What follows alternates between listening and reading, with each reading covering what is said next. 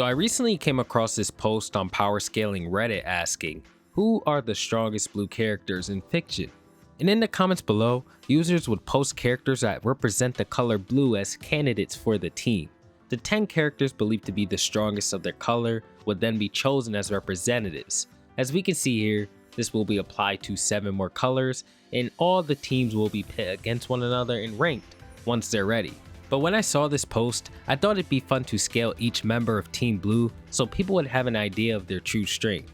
I'm not going to be giving you guys the whole rundown for each character because we'd be here all day, but you'll know enough.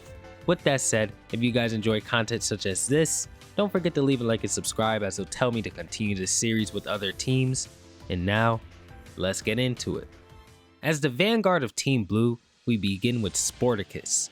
For those who don't know, this is a 6-foot elf with superpowers who serves as sort of the all might of the children's show, Lazy Town. Despite him being from a children's show, do not sleep on how powerful this dude can be. Sporticus has been shown to display ridiculous feats such as tilting an entire pyramid with the use of a hook that was quite far from him and using his arms only. He lifted this thing up without his legs, that's insane. And it should also be noted that the hook did not seem to have a good grasp on the pyramid, so Sporticus more than likely has insane control and precision when it comes to his physical strength as well. When it comes to his speed, Sporticus has been shown to run approximately 22.7 times faster than Robbie Ryan. Now if Robbie runs at the average speed of 15 miles per hour, this would mean that Sporticus can run at 330 miles per hour bare minimum. And when using his gadgets such as his scooter, Sporticus can move even faster, as we would see Sporticus hit a fruit with a baseball bat toward his own ship that's hundreds of feet in the air, then hop on his scooter to reach the ship, open the door, and activate his juicer, all before the orange would land perfectly into the juicer, just so he can drink some orange juice. Sporticus easily displays tons of strength, dexterity, and speed all throughout Lazy Town as a whole. He is without a doubt one of the strongest characters in fiction, but since this is a list based off of feats, we can only use the feats that we've seen Sporticus display at 0.04% of his power. As when he goes above this at any moment, all electronic devices will completely shatter and break down. We can't assume that at his full strength, he would be at the very top of the team, but as of now, recording his full strength is Tabo, and we'll just have to place him at the bottom. Speaking of Tabo, our next fighter on the list is the ruler of the Subspace Army in Super Smash Bros. Brawl, Tabo. This was the final boss of the game that required multiple fighters for him to be defeated. And when he would finally make his appearance, he'd stomp Master Hand, who can send everybody in the cast flying with a flick of his finger, and then go on to one-shot a good chunk of the cast using his off waves. A weaker version of Sonic, another member on the list, will come in to save the day by destroying one of his wings, and the final battle would begin. Tabo has many powers, such as changing himself into a massive energy blade and charging toward his opponents, creating chains of light that can completely ignore the durability of his opponents, ghost projection, etc.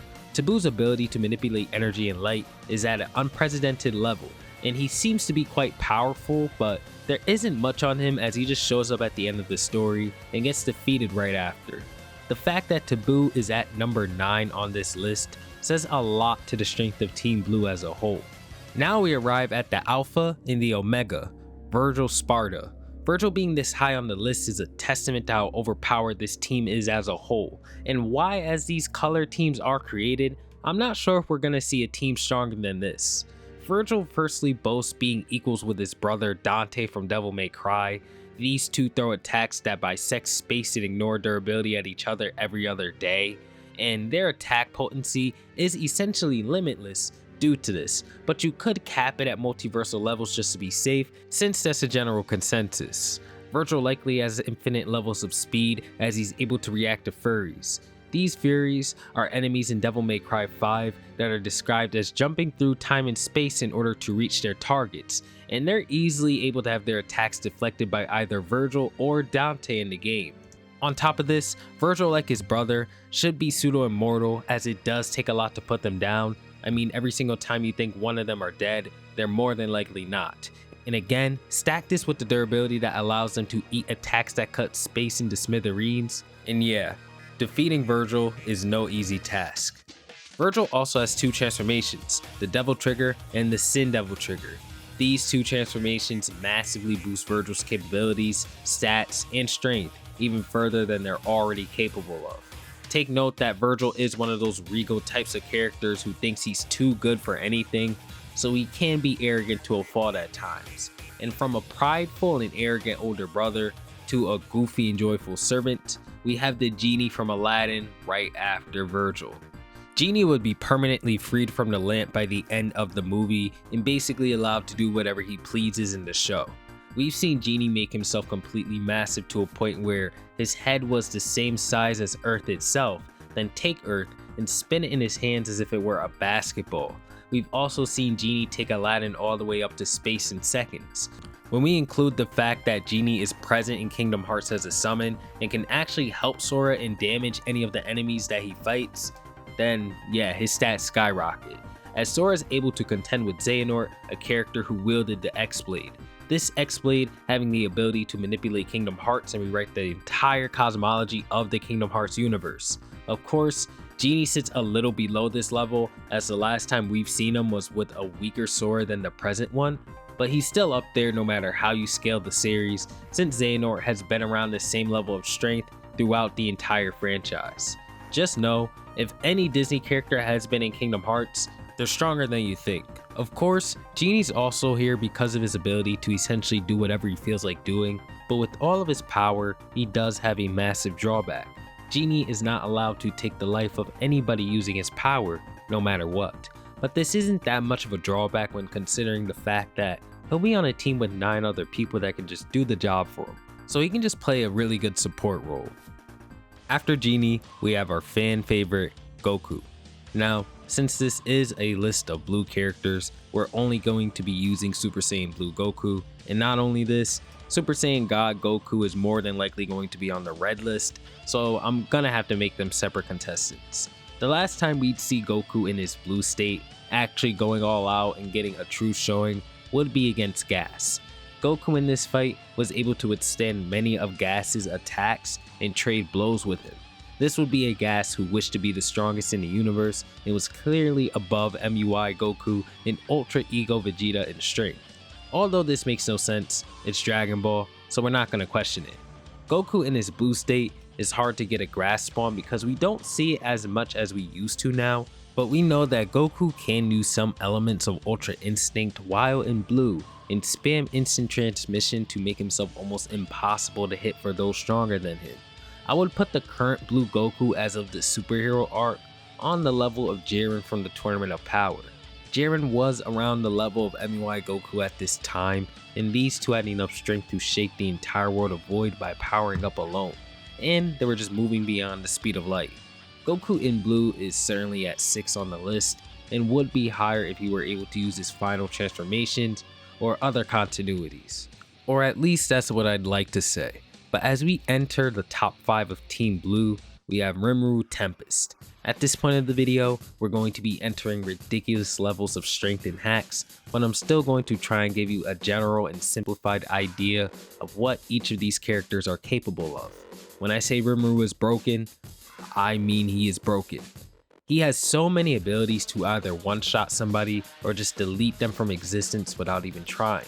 Rimu has access to something called Turn Null from his Void God Azathoth, which is a primordial energy that allows Rimu to destroy the current world and create a new one at a whim.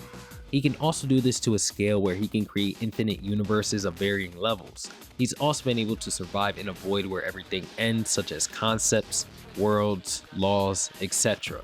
Nothing survives in here except for Rimu. Lastly, he's above time and space itself when it comes to speed. He also has the ability to copy and reproduce skills, give skills to those around him, absorb people or things whole. I mean, he's just one of those characters who has an endless skill list like everybody above him will. Rimu and the characters above him will be simplified because we'll be here for hours if I go into every single thing they can do. I also want to note that I think they are around the same range of strength, and you can change them on the list however you like. Doesn't really matter because they're all on the same team anyway. After Rimu, we have Super Tengen Toppa Gurren Lagann. As Simon obtains unquantifiable amounts of spiral power toward the end of Gurren Lagann, he becomes one of the most powerful characters in fiction. Spiral power is an energy that allows its users to do anything depending on how much they possess. Since Simon integrates an entire multiverse into himself, and by proxy merges with every possible version of himself through infinite realities, his spiral power gets boosted to infinite levels. After merging with Team Daiguren, this ultimate being, Super Tengen Toppa Gurren Lagann, has been born. This monstrosity of strength dwarves entire universes. When clashing Giga Drills with the anti-spiral, it would cause the entire universe of the anti-spiral to collapse into a singularity. Mind you, universes within this verse go up to the 11th dimension. According to the Japanese Wikipedia itself, each one of these drills alone possess the power to turn a large number of universes into dirt.